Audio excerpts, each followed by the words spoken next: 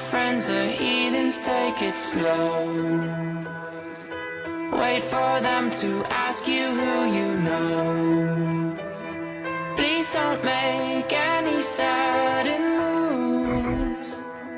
You don't know the half of the abuse. All my friends are heathens, take it slow. Wait for them to ask you who you know. Please don't make any sudden moves. You don't know the half of the abuse. So they write books and stuff like that, and you know, if Denzel can direct, I'm pretty sure Wesley can. So you got Mahershala Ali playing Blade. Let Wesley direct it. At least. Or at least do something in it. Executive produce it. There it is. Because here's the thing. You get him on as executive producer, that means he got his own money in it. That means he can call shots on who gets certain roles in the movie. Which means, even if you just put him on as a fight coordinator, he's going to hire a good fight coordinator. Right. Because he knows what that would look like. He knows what it looks like. He knows the look that you need for that blade because he was involved in that process anyway. The bigger conversation is, you need to learn how to do martial arts. You got to. You can't at this point in action movies you can't fake it. Yeah, because the whole CGI thing is cool, but no, at this point we need to see you doing something. And CGI only sells, especially how they did it in Blade 2. CGI only sells enhanced superhuman moments. Right, that's the way it works the best. They did it the best in Blade 2, where when you saw something CGI, it was just an extension of his power, showing how strong, how strong he is, how strong that kick was, how high that jump was, and then right back to the live action fighting. That's what it needs to do. It just needs to sell that effect, and then that's it. It's in and then you out. That will be good. Do you like the Fantastic Four? I like the Fantastic Four. I didn't have too much of a problem with the Fantastic Four because Black Dude was directing those first two movies. Well, Tim Story, right? I know the comic books are like Reed Richards is supposed to be that guy in comic books or something like that. The problem with the Fantastic Four movies is Fantastic Four is not an action movie, so to speak. It's a scientific thing. You should think Fantastic Four is the same thing you think of Johnny Quest. Mm-hmm. It's a science adventure. Right. So if they're not going out and exploring stuff, then you tell me. Then you really ain't got a Fantastic Four movie. It's you're not buying that. Reed Richards is not the frontline fighter. Right. He's hella smart though, right?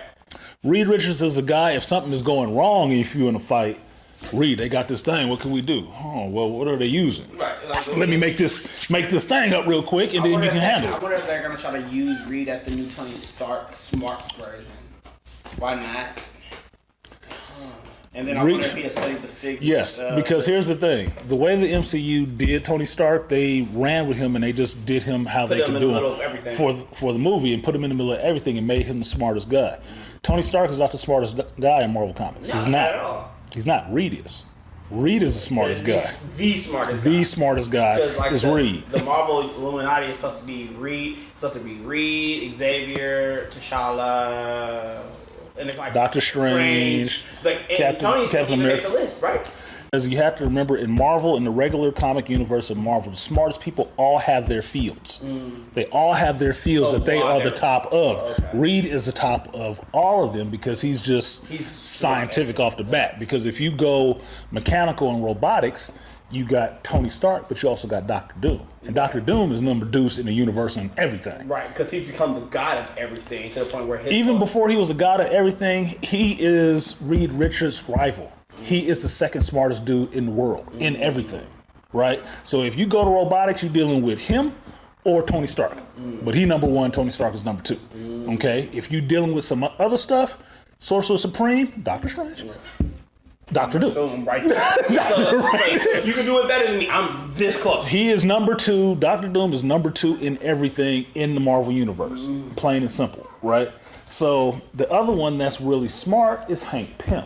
Hank Pym is hella smart. They just haven't played on that yet. They haven't played on that. Bruce Banner is smart too, but Bruce Banner's Banner science is in biology and that radiation science. That's why he got fucked up. But he's not smart in everything. Right, That's how he's smart deep. in certain things, and they showed that too. They showed some of that as well. Like you get pieces of that. Like, oh, he's smart, but he's not that smart. So there's gonna be a need and a yearn for. It's going to be a need to have that person that is uberly smart. Right. T'Challa is really smart too. He's not the smartest guy, but he's smarter than Tony. He on peer with Reed, but it gets downplayed a lot because he always on again, off again with the Avengers. Right. You know, he got his own things to be dealing with. He got a whole country. He got a whole country. And they be tripping. Like, Yeah, I'm like, no. And that's what reason why I like the space element. Like when you send them out to space. I'm Right. Like, whoa, shit! Like this shit gets advanced. Right. I'm like, God damn. Like, Yeah, so that's their thing. So if they bring Wesley on and Blade, some role. something. Just something. You don't Even if you do a lot. give, at the very least, if you gave him a cameo, or had a flashback and say the Mashallah Ali Blade is an older version, and this Wesley version is the younger version, you tie the characters together, it's the same character, and then you pay that respect to Wesley, which you need to do, because you have to. He put the Marvel on his back, he put Marvel on his back, and he was the one who wanted to develop the Black Panther movie. and they didn't. They said no. They didn't go with him because he was going through all that shit with the IRS and stuff. So the Black Panther movie got shelved for him because he was the one who wanted to do it. They wasn't even thinking about doing that Right, shit. like, we got Blade for you to try that. 'Cause they He wanted did Blade. They gave him Blade for nothing. They didn't give a shit about Blade, and he turned it into something. And we've been they did a Blade TV show with Sticky Fingers that Which was all right. it was on Spike. Yeah, it was all right. You can buy it. You can buy the series. Really? You can buy the series on Blu-ray and watch the whole thing. It's like it was all right, but that whole resurgence for that character and interest in that character is because of Wesley. Pay him his damn respect. Pay that man his respect. His movies came out way before X-Men. That's what got people to even watch the goddamn X-Men. Because you were like, okay, well, and X-Men, I'm so happy it's over. I'm happy it's over. That last one was just awful. I was just like, this is I've said this many a time, and I'll say it again. I do not need to see another Phoenix movie for at least 15 to 20 years. Or don't touch it again ever. just because if you're not It's radioactive. Don't touch it. No, if you just can't get it leave right, it. just don't do it. Just leave it. You know? If you're not about to do a 3-movie arc leading up to the Phoenix, don't even bother. So welcome to the room of people who have rooms of people that they love one day docked away. Just because we check the guns at the door doesn't mean our brains will change from hand grenades.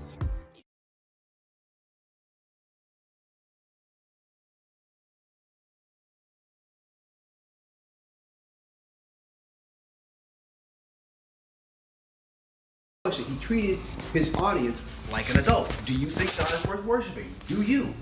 That was pretty much it, because Gore was a character who was basically abandoned by his gods. And it basically broke him. And when he had the power to kill gods, he went out there to kill all the gods. You know? That sounds like a good story. It was an awesome story. It was an amazing story. He told me about the story. I hadn't even read it. He told me about the story, and I went back and read it. Like, damn, there's a lot in this. Like, interesting. It's a lot of philosophical notes in there. It's like you end up empathizing with Gore a bit. It's like, hey, but this is what happened. You know, I was like, I could get it. My wife, my love, my kid. Okay, I can kind of see him going on a tirade. Going off the rails, yeah. And you didn't prove anything to him, but like, I'm a god and I'm right. Well, that doesn't prove anything to me. I like it when you can kind of understand the villain. You have a certain amount of sympathy for the villain. Right. And that's what he did. And that's the thing. It's not so much. It wouldn't be. I wouldn't call it sympathy. I would call it understanding who that person is. Sure. Why they got to where they got to. They can be a villain all day because that's based on your perspective. If you're standing on this side and you don't do that stuff, he's a villain. If you're standing over there with him, like, I completely understand, you're an idiot.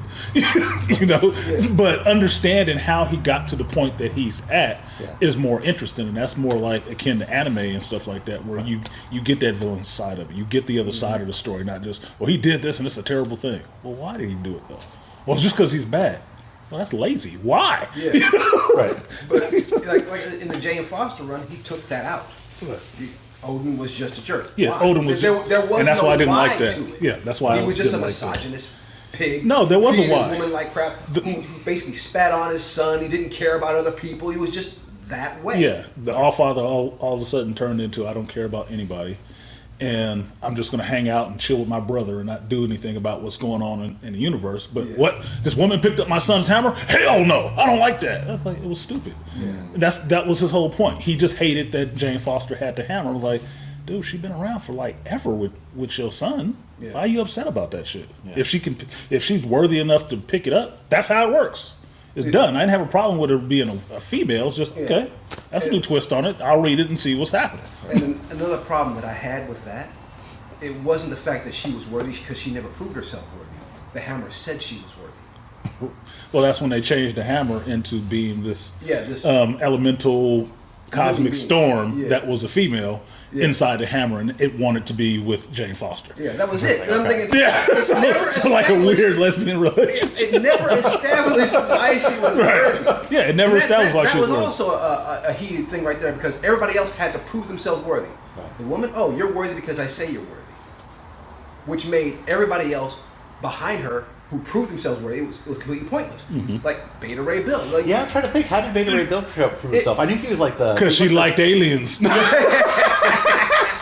It was his personality. The dude, Because he had been like the savior of a previous galaxy or something. no, well, not his. He was saving his people. He sacrificed his race. because that body that he's in, it's a cyborg's body. That's not his body. Right. There was a story. It was like a mini series of where where that happened. Galactus was coming, and then Beta Ray Bill was off fighting Ragnarok in Asgard. So they picked up their they picked up a new cyborg called the Alpha Beta. Alpha Ray. Yeah, because Alpha Beta was a store. Yeah, right. The Alpha Ray, Okay. and it was the one before Beta Ray Bill, but it was a fully automated. It was a fully functioning robot. Okay. Where Beta Ray Bill was the next generation. He was like a living being. His soul and his mind was transferred into the body of a cyborg. Okay. He sacrificed his mind, his body, his flesh, everything for the sake of his people. Right. That's what made him worthy. Like what Rom. what he was willing to do for his people. He sacrificed everything. His chance to have kids, his chance to be with to feel, even to feel. Right. I mean, and what's good about that story is that they never said how long he was out there in his ship's scuttlebutt with his people in suspended animation, searching for a new home, protecting his own. It could have been for centuries, eons. And that's what made him worthy. What he was willing to do. Captain America's the same thing. When Captain America, it was like when he was wearing that black suit, he was U.S. agent. Right. U.S. agent. Everybody was doubting him. Oh, this may not be the right Captain America. Because of what he was willing to do, what he was willing to sacrifice. He was able to pick up that hammer. He was tossing everybody around. I mean, even Thor had his doubts, and then he saw him pick up the hammer and says, oh, this guy, he's the real deal. I ain't got no problem with him no more. Thor said, I ain't got no problem with you no more. You picked up the hammer. Only those who are worthy are the most worthy. Right. And that's the reason why people hated Eric Masterson. When I was a kid growing up, when I was going into comic book stores, everybody's like, who the fuck is this dude? Thunderstrike. Why is he Thor in chains? And the biggest question they had was, how did he become worthy? They never established that. He just picked up the hammer one day. And that's what pissed people off. It was the same thing. They saw him as a copy. They saw him as a copy. That's why when they made him into, Thunderstrike? Yeah. It still failed. They still saw the copy. That's why they killed him off. Wasn't making any money. And that's why his son, who's Thunderstrike, nobody cares about him. Is he still... Is See, that character you still... didn't know. He exists? He had a That's son? how popular he is. Yeah, he's around. But they're not doing anything with him. Is he just like he's just kind of like a Thor-like character? Yeah, he's like the light beer of Thor. It'd be the equivalent of saying Doc Samson. And they're like, who is that? It's like, well, he's kind of a Hulk. Yeah. He has some powers like a Hulk, but he's not. The Hulk, right? longer No, his okay, hair sorry. is, the stronger he gets. Right. That was a. Yeah. And he has green hair. Yeah. So yeah, it's he the same is thing. kind of a Hulk, and that's it. Yeah, it's, So that it's was the Hulkish. It's a Hulk by other names. And they didn't learn their lesson. They brought about Jane Foster. It was the same problem. Why is she worthy? Well, the hammer said she's worthy. And that pissed off a lot of people. That makes everybody who worked their ass off and earned that privilege completely pointless. Right. When they had written Jane Foster in the past, was she really just like how like strongly had she been written previously? Like I never really read a lot of old Thor, but was she like a Lois Lane or is she? No. That's the thing. That's one of the biggest problems.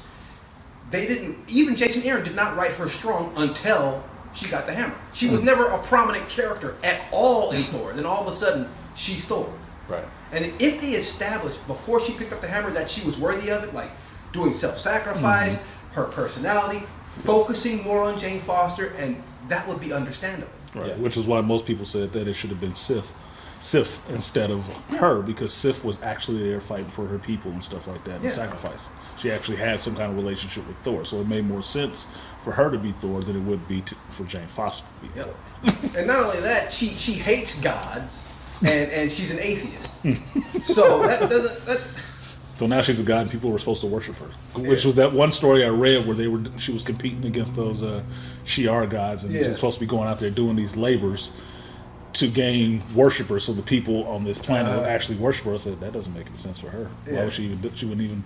She wouldn't play that game. She wouldn't would not play that game. she wouldn't. She wouldn't play. This is a non-start, right? She lost, right?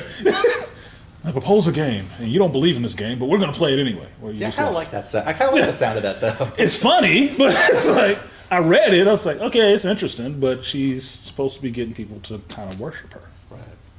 and that's she not doesn't what she's want about. that. Yeah. So okay, And now fine. that she, like I said, she hates. He put it in the personality because her mother died from cancer. She hates God. Well, God's never there for me. So if God exists, why doesn't He do something for me? God's probably like, motherfucker, why don't you? Why don't you do something?